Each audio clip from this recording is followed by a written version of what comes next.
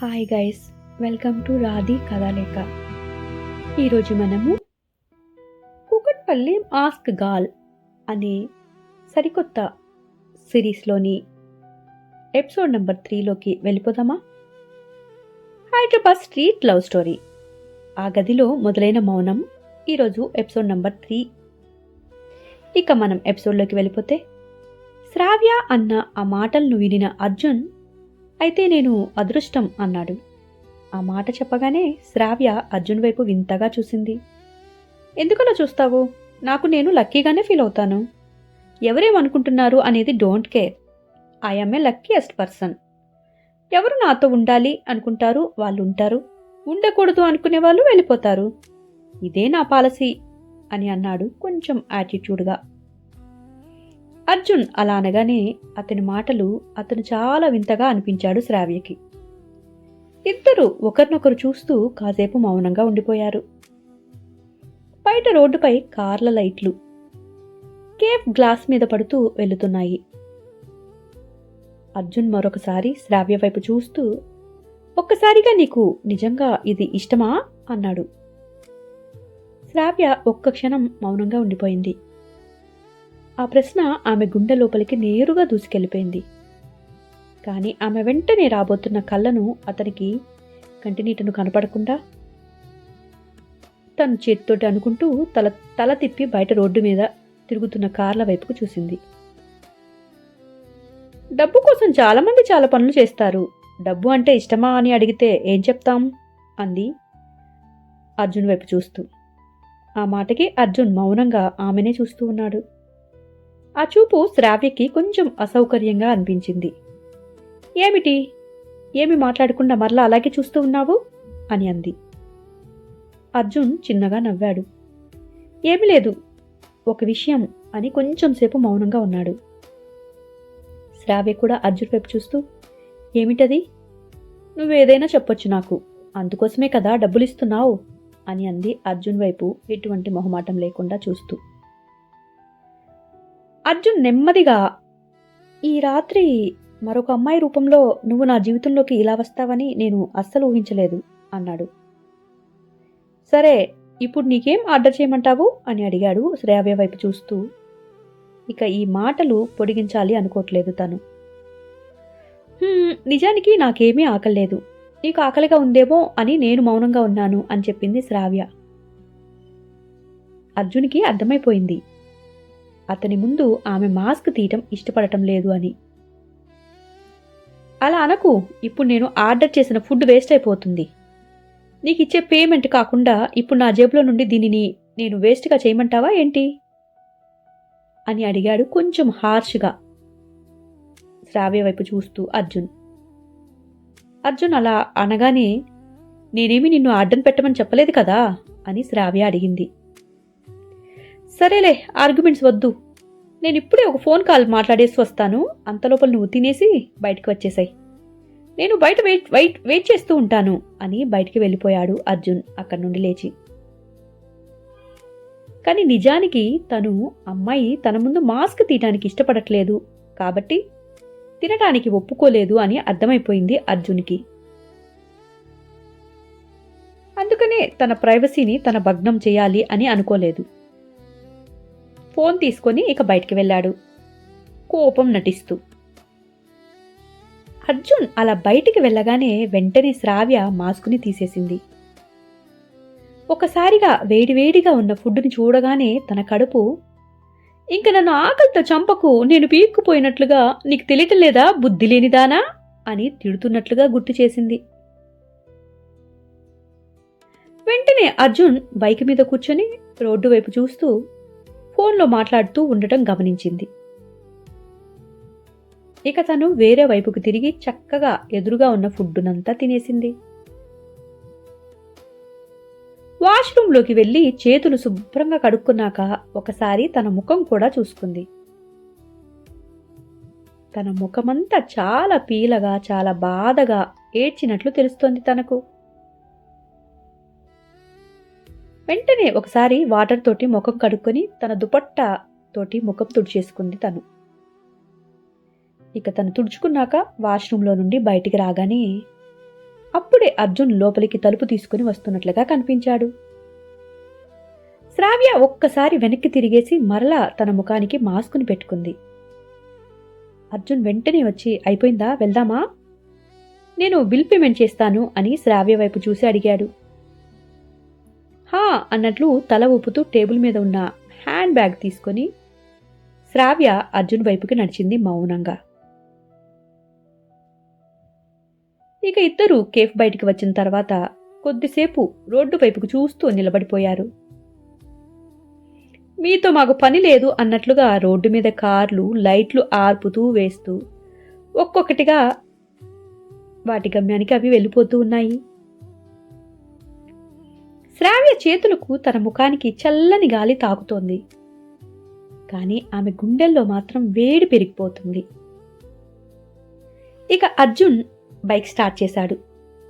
ఆమె వైపు చూసి, వెళ్దామా అన్నాడు. శ్రావ్య ఒక్క క్షణం అతని కళ్ళల్లోకి చూసింది. ఆ చూపులో కామం లేదు, కానీ ఏదో నిర్ణయం మాత్రం ఉంది. ఆమె నెమ్మదిగా తల ఊపింది. మళ్ళీ బైక్ మీద ఎక్కి కూర్చుంది.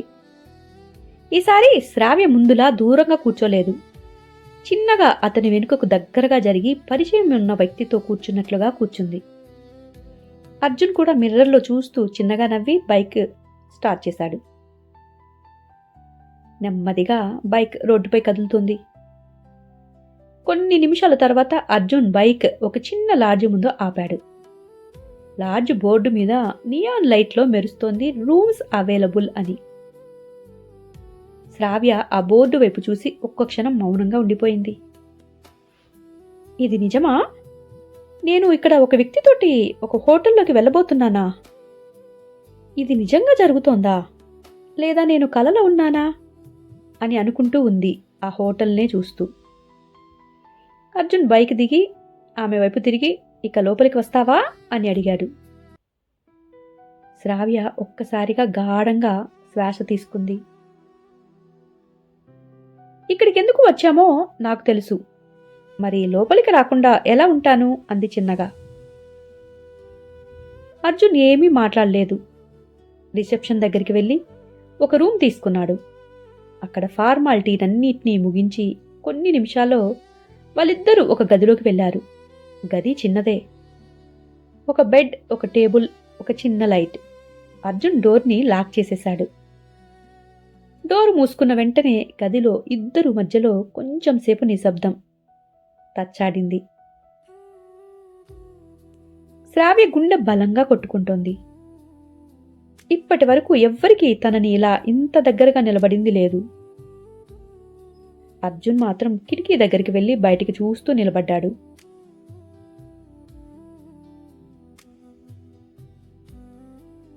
కొన్ని క్షణాలు ఇద్దరు ఏమీ మాట్లాడలేదు. చివరికి శ్రావ్య మౌనం చెరుపుతూ, ఇప్పుడేం చేయాలి అని అర్జున్ వైపు చూస్తూ అంది.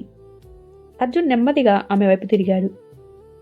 నువ్వే చెప్పాలి కదా, నీకు ఎలా ఇష్టం చెప్పు, నీకు నేను ఎలా చేస్తే నువ్వు సాటిస్ఫై అవుతావు అని అన్నాడు. శ్రావ్య కళ్ళు ఒకసారి కిందకి వాలాయి అతను అంత డైరెక్ట్గా అడిగేసరికి. ఆమె చేతులు కొంచెం వణుకుతున్నాయి. అర్జున్ అది గమనించాడు. హే, నువ్వు కూల్గా ఉండు, నువ్వు నిజంగా భయపడుతున్నావు అన్నాడు.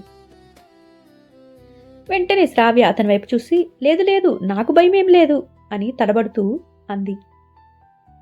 అర్జున్ శ్రావ్య మాటలకు రెస్పాండ్ అవుతూ, అవునా, అయితే నీ చేతులు ఎందుకు వణుకుతున్నాయి అని అన్నాడు శ్రావ్య వైపు చూస్తూ. ఆ మాట అడగగానే శ్రావ్య ఒక్కసారిగా కోపంగా చూసింది అర్జున్ వైపు. హే, ఇది నా పని, నాకు భయం ఉండదు.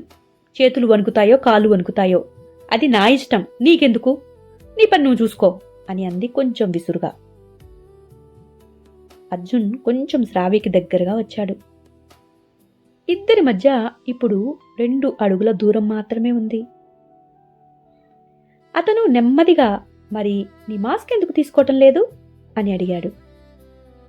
ఆ ప్రశ్న శ్రావ్య గుండెని గట్టిగా తాకింది.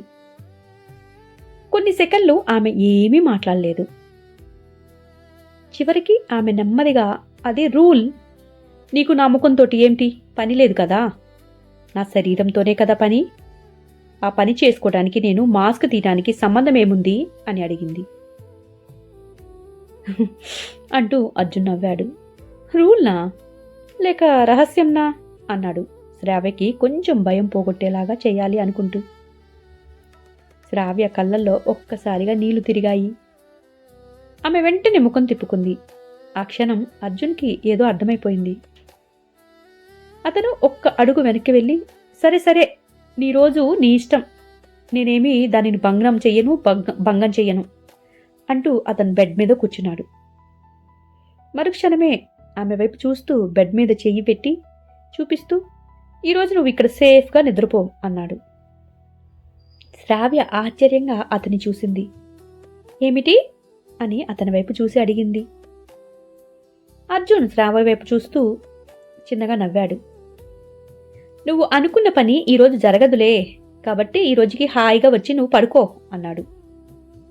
ఆ మాట అనగానే, ఎందుకు, నేను నీకు నచ్చలేదా అని కొంచెం ఆతృతగా అడిగింది అమ్మాయి.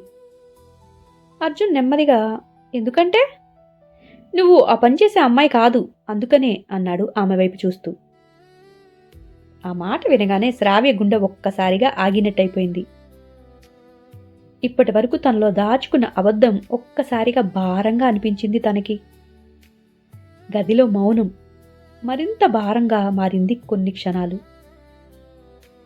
ఆ రాత్రి తనకు ఏమీ పరిచయం కాని ఒక అబ్బాయి తన కోరికను ఆపుకుంటున్నాడు, అది కూడా నా కోసం అని శ్రావ్య తన మనసులో అనుకుంటూ అతని వైపు చూస్తూ నిలబడిపోయింది.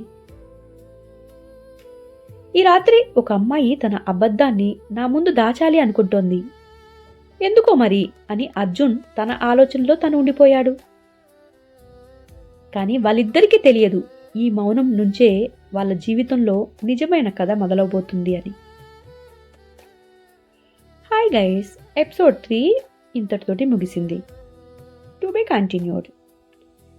నెక్స్ట్ ఎపిసోడ్ కోసం ఎదురు చూస్తూ ఉంటారు కదా.